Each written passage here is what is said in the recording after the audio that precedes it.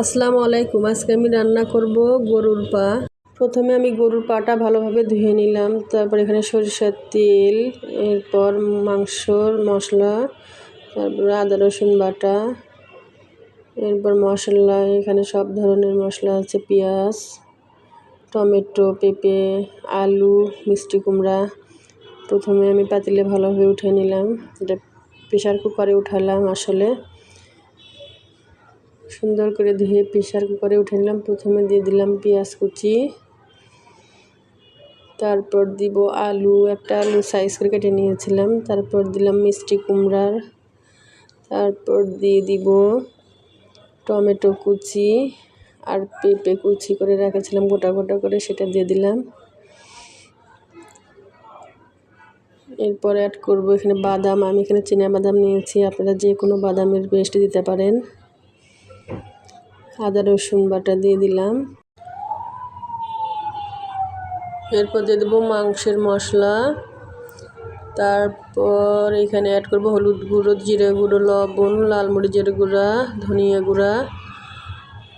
এরপর দিয়ে দেব মশলা, এখানে সাদা এলাচ, কালো এলাচ, তেজপাতা, দারচিনি। তারপর একটুখানি দিয়ে দিলাম লেবুর রস।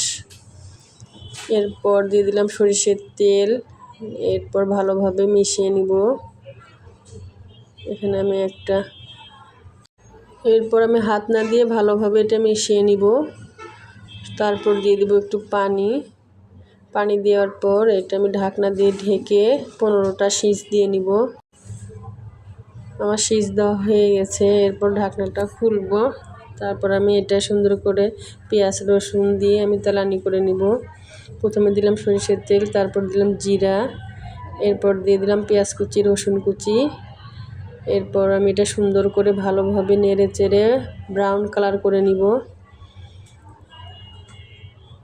সুন্দর করে ভেজে ব্রাউন কালার করার পর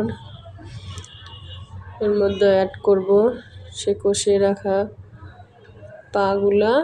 এখন সুন্দর করে আবার নাড়ে চেড়ে কষিয়ে নিব।